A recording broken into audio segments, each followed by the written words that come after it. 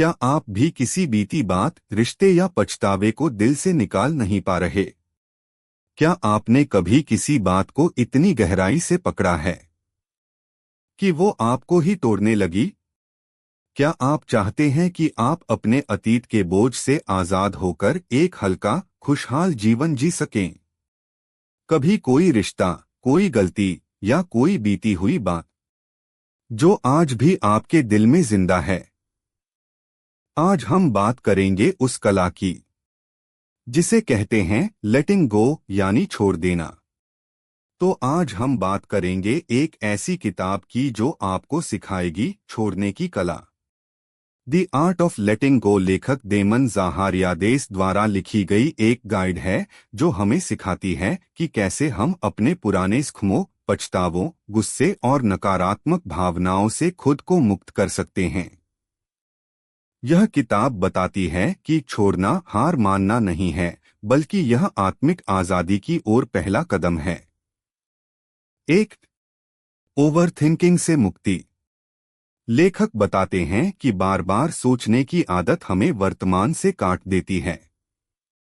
इसका समाधान है मेंटल डिस्टेंसिंग, यानी अपने विचारों को एक बाहरी पर्यवेक्षक की तरह देखना।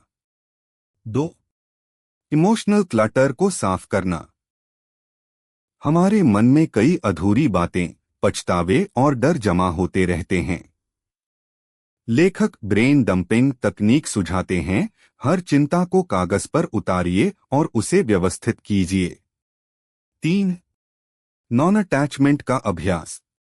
छोड़ना का मतलब यह नहीं कि आप परवाह नहीं करते, बल्कि यह समझना कि हर चीज पर हमारा नियंत्रण नहीं है।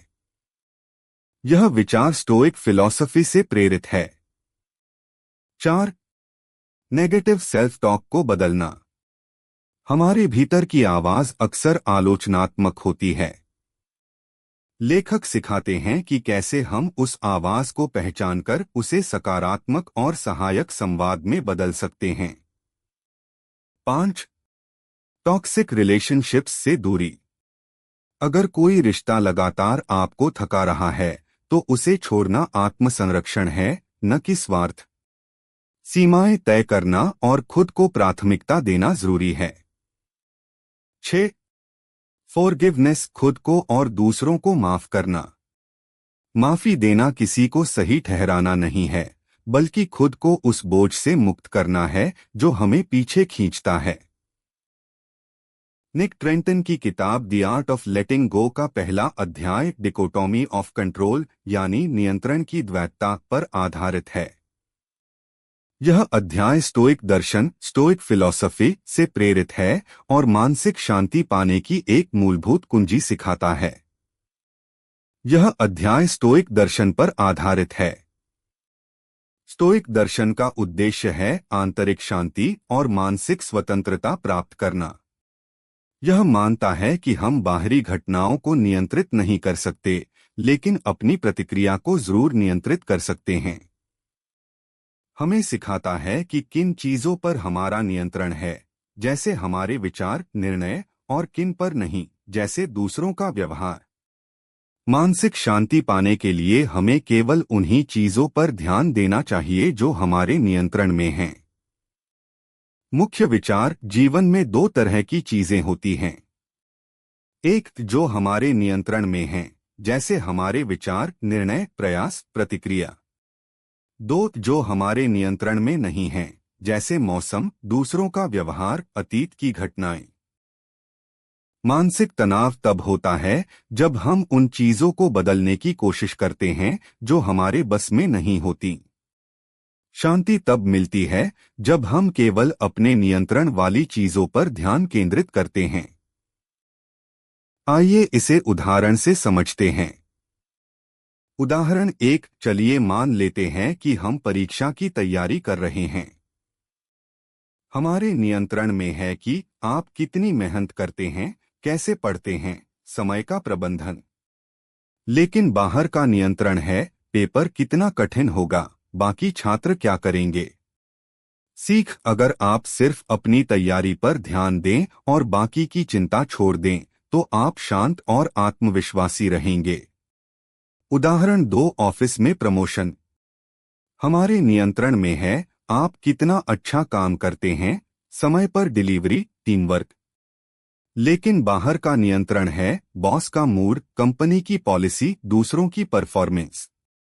सीख, अगर आप सिर्फ अपने प्रदर्शन पर ध्यान दें तो निराशा और जलन से बच सकते हैं। उदाहरण 3, रिश्तों में तनाव हमारे नियंत्रण में है। आप कैसे बात करते हैं, कितना समझते हैं, कितना प्रयास करते हैं। ये नियंत्रण से बाहर है कि सामने वाला क्या सोचता है, कैसा व्यवहार करता है। सीख, जब आप अपनी ओर से सही करते हैं और बाकी को स्वीकार करते हैं तो रिश्ते में संतुलन आता है। हर दिन के अंत में खुद से पूछें, आज मैंने किन चीजों पर जरूरत से ज्यादा नियंत्रण पाने की कोशिश की।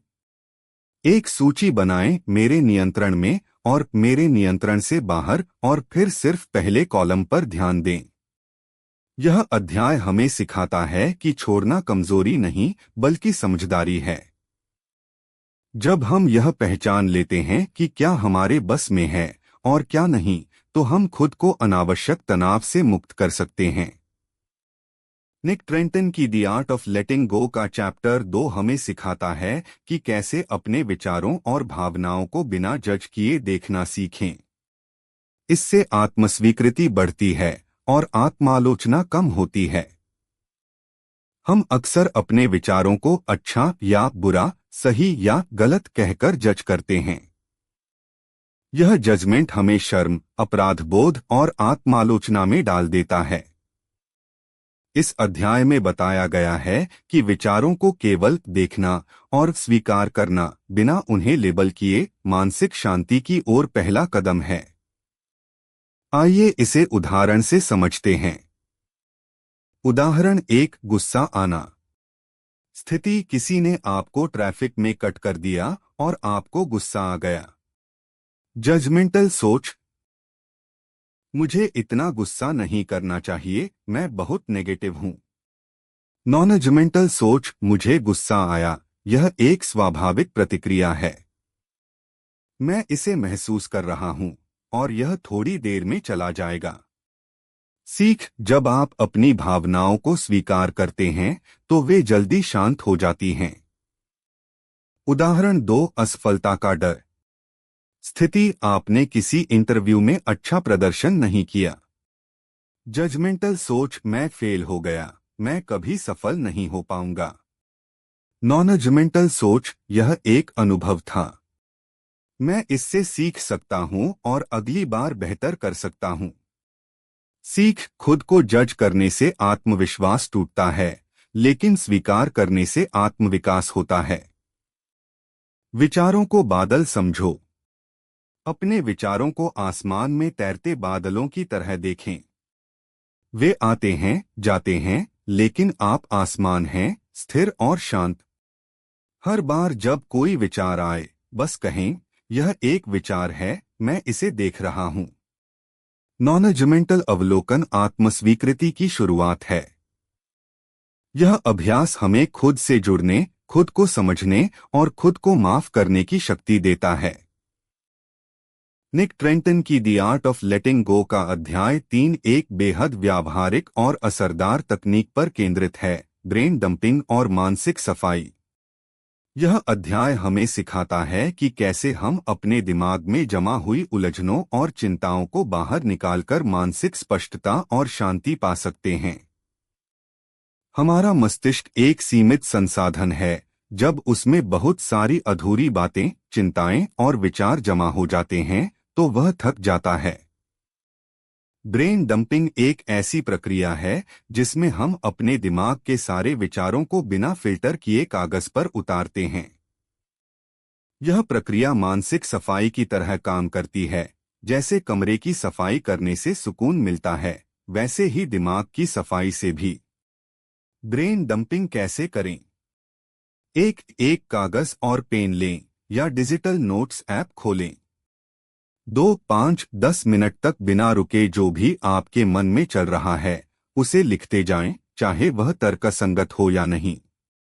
3 कोई भी विचार छोटा या बेकार नहीं होता, सब कुछ बाहर निकालें। 4 लिखने के बाद उसे पढ़े नहीं, बस छोड़ दें। आइए इसे उदाहरण से समझते हैं। उदाहरण 1, ऑफिस स्ट्रेस। स्थिति: आप ऑफिस में कई प्रोजेक्ट्स से परेशान हैं और रात को नींद नहीं आ रही। ब्रेन डंपिंग: मुझे वह रिपोर्ट पूरी करनी है। मीटिंग में क्या बोलूं? अगर क्लाइंट नाराज हो गया तो? मैं थक गया हूं। परिणाम: जब आपने सब कुछ लिख दिया तो दिमाग हल्का महसूस करता है और नींद बेहतर आती है। उदाहरण 2, भावनात्मक उलझन। स्थिति: किसी करीबी से झगड़ा हुआ है और मन में बहुत कुछ चल रहा है। ब्रेन डंपिंग: उसने ऐसा क्यों कहा? क्या मैं गलत था? मुझे दुख हो रहा है। मैं उसे मिस कर रहा हूं। परिणाम: भावनाओं को बाहर निकालने से मन शांत होता है और आप स्थिति को बेहतर समझ पाते हैं। मानसिक सफाई के लाभ: चिंता और ओवरथिंकिंग कम होती है। निर्णय लेने की क्षमता बढ़ती है। नींद में सुधार होता है। आत्मजागरूकता बढ़ती है। आपका दिमाग सोचने के लिए है, स्टोर करने के लिए नहीं। यह अध्याय हमें सिखाता है कि दिमाग को खाली करना कमजोरी नहीं, बल्कि आत्म देखभाल है। द आर्ट ऑफ लेटिंग गो का अध्याय 4 एक गहरी और प्रभावशाली मानसिक तकनीक पर केंद्रित है, सेल्फ डिस्टेंसिंग यानी आत्मदूरी। यह अध्याय हमें सिखाता है कि जब भावनाएं बहुत तीव्र हों या हम किसी स्थिति में उलझ जाएं, तो खुद को एक बाहरी दृष्टिकोण से देखने की कला कैसे अपनाएं। खुद को एक बाहरी पर्यवेक्षक की तरह देखना। इससे भावनात्मक प्रतिक्रियाओं को नियंत्रित करना आसान होता है। जब हम किसी समस्या में फंस जाते हैं तो हमारी सोच सीमित हो जाती है और भावनाएं हावी हो जाती हैं। सेल्फ डिस्टेंसिंग का मतलब है खुद को उस स्थिति से थोड़ी दूरी पर रखकर देखना, जैसे आप किसी और की कहानी देख रहे हों। यह तकनीक हमें भावनात्मक संतुलन, स्पष्ट सोच और बेहतर निर्णय लेने में मदद करती है। आइए इसे उदाहरण से समझते हैं। उदाहरण 1, भावनात्मक बहस। स्थिति: आपने किसी करीबी से बहस कर ली और अब बहुत गुस्सा और दुख महसूस कर रहे हैं। आत्मदूरी तकनीक: खुद से पूछिए, अगर मेरा कोई दोस्त इस स्थिति में होता तो मैं उसे क्या सलाह देता। परिणाम: आप स्थिति को ज्यादा तटस्थ और समझदारी से देख पाते हैं, बजाय इसके कि भावनाओं में बह जाएं। उदाहरण 2, आत्मालोचना। स्थिति: आपने किसी काम में गलती कर दी और अब खुद को कोस रहे हैं। आत्मदूरी तकनीक: अपने आप को तीसरे व्यक्ति में संबोधित करें, जैसे राहुल ने गलती की, लेकिन वह सीख रहा है।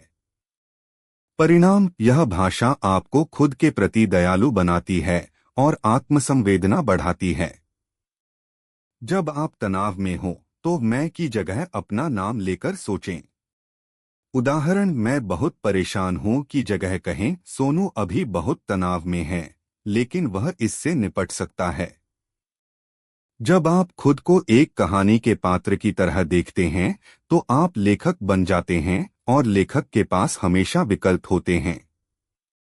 सेल्फ डिस्टेंसिंग हमें यह याद दिलाता है कि हम अपनी परिस्थितियों के गुलाम नहीं हैं, हम उनके पर्यवेक्षक भी बन सकते हैं। निक ट्रेंटन की द आर्ट ऑफ लेटिंग गो का अध्याय 5 एक बेहद शांतिपूर्ण और जीवन परिवर्तनकारी अभ्यास पर केंद्रित है, वर्तमान में जीना, living in the present moment.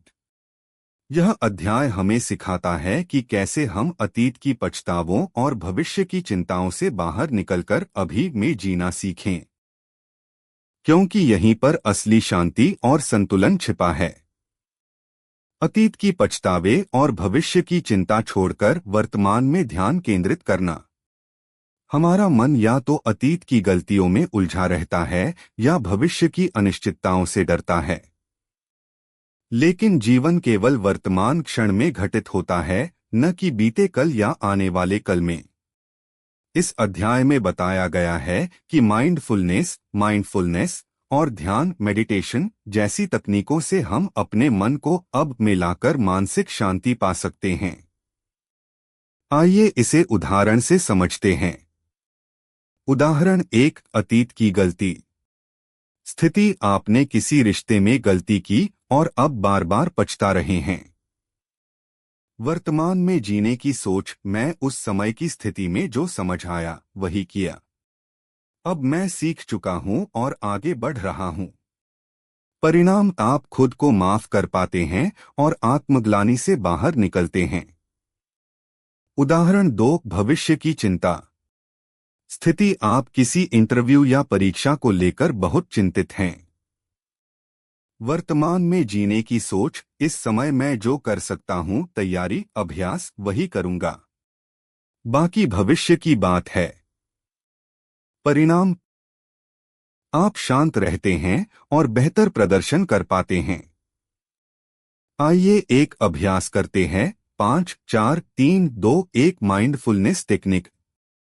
यह तकनीक आपको तुरंत वर्तमान में लाने में मदद करती है। 1, 5 चीजें देखें जो आप अपने आसपास देख सकते हैं। 2, 4 चीजें छुएं जिनका आप स्पर्श महसूस कर सकते हैं। 3, 3 आवाजें सुनें जो आपके आसपास हैं। 4, 2 खुशबुएं सूंघें या कल्पना करें। 5, एक स्वाद महसूस करें, जैसे मुंह में मौजूद स्वाद। यह अभ्यास आपको अपने शरीर और इंद्रियों के जरिए अब में लाता है। वर्तमान क्षण ही एकमात्र स्थान है जहां आप वास्तव में जीते हैं, बाकी सब स्मृति या कल्पना है। यह अध्याय हमें सिखाता है कि वर्तमान में जीना कोई आदर्श नहीं, बल्कि अभ्यास है, और हर बार जब हम अपने विचारों को अब में लाते हैं, हम खुद को थोड़ा और मुक्त करते हैं। निक ट्रेंटन की द आर्ट ऑफ लेटिंग गो का अध्याय 6 एक बेहद व्यावहारिक और परिवर्तनकारी विषय पर केंद्रित है, आदतों का पुनर्निर्माण, रिबिल्डिंग हैबिट्स। यह अध्याय हमें सिखाता है कि कैसे हम अपनी नकारात्मक सोच और व्यवहार को पहचानकर उन्हें सकारात्मक आदतों में बदल सकते हैं, धीरे धीरे लेकिन स्थायी रूप से। नकारात्मक सोच की जगह सकारात्मक आदतें अपनाना। छोटे छोटे बदलावों से बड़ा मानसिक परिवर्तन संभव है। हमारी आदतें हमारे सोचने, महसूस करने और प्रतिक्रिया देने के तरीकों को आकार देती हैं। नकारात्मक आदतें जैसे ओवरथिंकिंग, आत्मालोचना या टालमटोल हमें मानसिक रूप से थका देती हैं। इस अध्याय में बताया गया है कि छोटे छोटे बदलावों से हम अपने मानसिक पैटर्न को रिप्रोग्राम कर सकते हैं। आदतों को बदलने की प्रक्रिया। 1, पहचानें कौन सी आदतें आपको नुकसान पहुंचा रही हैं।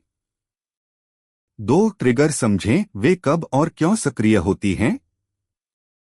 3, विकल्प तैयार करें, नकारात्मक आदत की जगह कौन सी सकारात्मक आदत ला सकते हैं। 4, छोटे कदम उठाएं, एक बार में एक बदलाव, धीरे धीरे। आइए इसे उदाहरण से समझते हैं। उदाहरण 1, ओवरथिंकिंग की आदत। पुरानी आदत, हर छोटी बात पर बार बार सोचते रहना। ट्रिगर, जब कोई जवाब नहीं देता या कोई बात अधूरी रह जाती है। नई आदत, जैसे ही ओवरथिंकिंग शुरू हो, गहरी सांस लें और 5 मिनट का माइंडफुलनेस अभ्यास करें। सीख, आप अपने विचारों को नियंत्रित नहीं कर सकते, लेकिन अपनी प्रतिक्रिया को बदल सकते हैं। उदाहरण 2, आत्मालोचना। पुरानी आदत, गलती होते ही खुद को कोसना, मैं हमेशा ऐसा ही करता हूं। नई आदत, खुद से कहें, मैं सीख रहा हूं और अगली बार बेहतर करूंगा।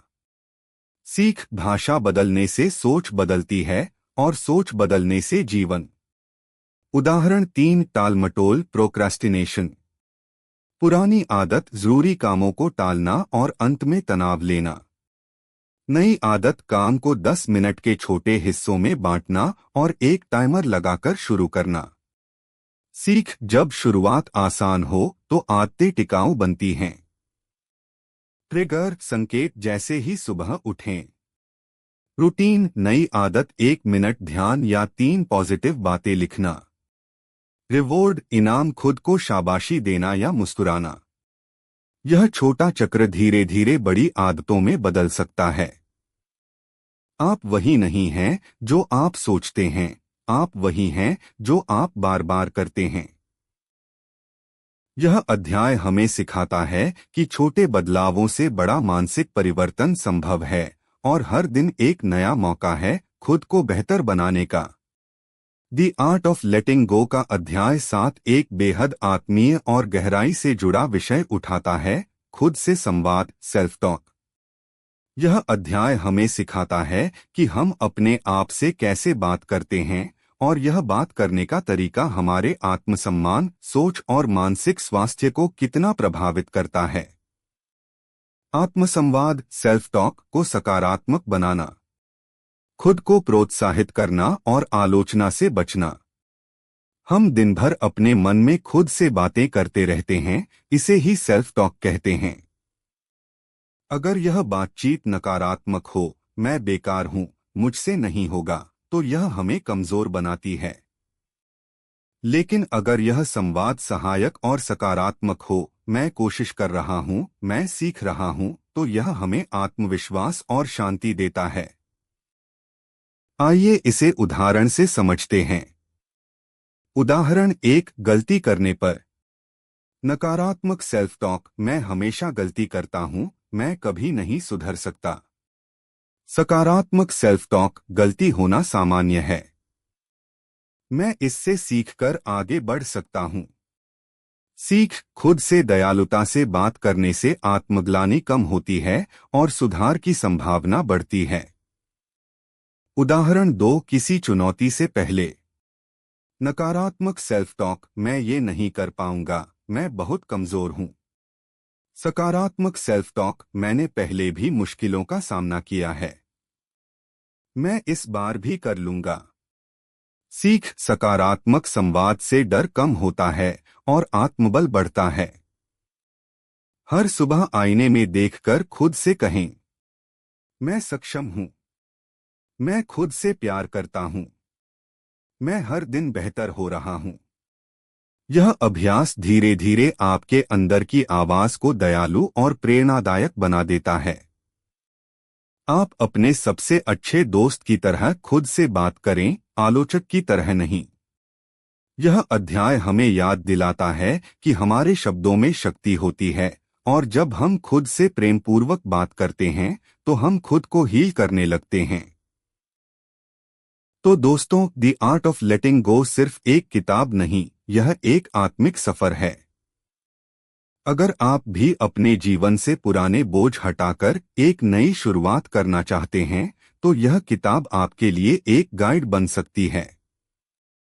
वीडियो पसंद आया हो तो लाइक करें, शेयर करें और कमेंट में बताएं आप किस चीज को सबसे पहले छोड़ना चाहेंगे।